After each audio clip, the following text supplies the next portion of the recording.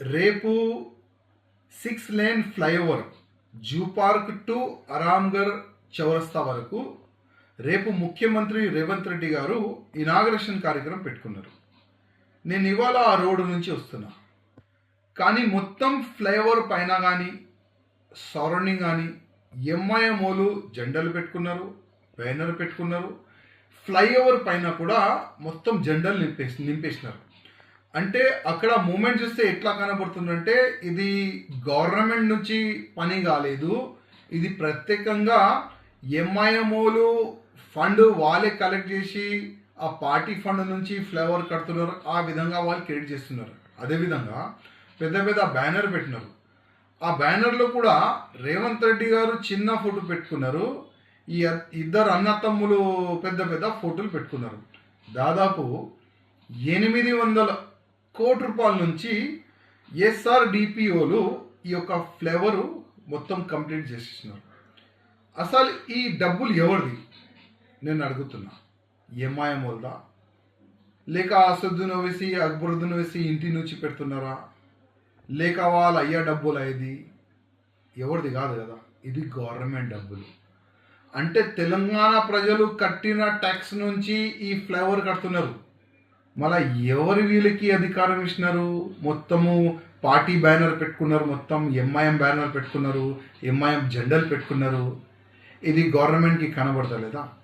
గతంలో కూడా ముఖ్యమంత్రి అంటే ఎక్స్ ముఖ్యమంత్రి కేసీఆర్ గారు పార్టీ టీఆర్ఎస్ పార్టీ వాళ్ళకి నత్తిపైన కూర్చొని పెట్టి తిరిగినారు. ఏమైంది?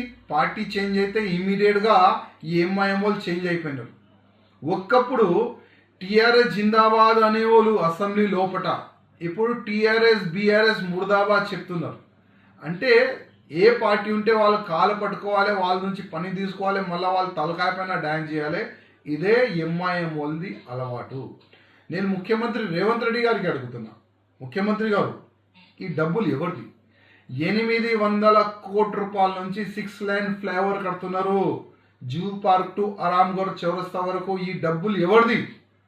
ప్రజలది కాదా? జనాలది కాదా డబ్బులు? మళ్ళీ ఎంఐఎం బ్యానర్ ఎందుకు? ఎంఐఎం పోస్టర్లు ఎందుకు? మొత్తం ఫ్లైఓవర్ పైన ఎంఐఎం జెండాలు ఎందుకు? ముఖ్యమంత్రి గారు మీకే అడిగేది, నేను కాదు, జనాలు అడుగుతున్నారు. అదే ఇంకోటి ఒక న్యూస్ వస్తుంది, ఈ ఫ్లేవర్ పేరు అంట ఓవైసీ పేరు పైన పెట్టాలంట, వాళ్ళ అయ్యా పేరు. అంటే ఆయన ఫ్రీడమ్ ఫైటరా? దేశం గురించి, సమాజం గురించి, తెలంగాణ గురించి ఏదైనా చేసినారా వీళ్ళు? ఏం చేయలే కదా. ఒక్కప్పుడు తెలంగాణ ఆంధ్రప్రదేశ్ సపరేట్ కావాలని ఎంతోమంది ప్రాణం కోల్పోయినారు. ఆ సమయంలో కూడా ఇదే ఎంఐఎంఓలు ఎవరైనా తెలంగాణ జిందాబాద్ అనేవాళ్ళు మీ ఇంటికి వస్తే, ఆంధ్ర అన్న తమ్ముళ్ళారా మేము మీ ఇంటి బయట నిలబడతాం, లాఠీతోని కొట్టి పంపిస్తాం అనేవాళ్ళు ఇదే ఎంఐఎంఓలు. మర్చిపోయినారా రేవంత్ రెడ్డి గారు? వీళ్ళ పనులు, వీళ్ళు చెప్పిన మాటలు మీరు మర్చిపోయినారా? నేను ఇవాళ అడుగుతున్నా. అందుకోసం ఇమీడియట్గా ఆల్ బ్యానర్ తీయాలి, ఆల్ జెండాలు బ్రిడ్జ్ పైన జెండాలు పెట్టినా అది కూడా తీయాలి. అదేవిధంగా ఆ ఫ్లైఓవర్ పేరు ఎవరిపైన పెడతారు? సర్దార్ వల్లభాయ్ పటేల్ గారు పేరు పైన ఆ ఫ్లైఓవర్ పేరు పెట్టండి. ఎందుకంటే అక్కడ సర్దార్ వల్లభాయ్ అకాడమీ కూడా ఉంది, ఐపీఎస్లు కానీ పెద్ద పెద్ద ఆఫీసర్లు ఒక ట్రైనింగ్ సెంటర్ కూడా అక్కడ ఉంది. అదేవిధంగా సర్దార్ వల్లభాయ్ పటేల్ గారు పేరు ఆ ఫ్లైఓవర్ పేరు పెట్టాలని నేను ముఖ్యమంత్రి గారికి రిక్వెస్ట్ చేస్తున్నా.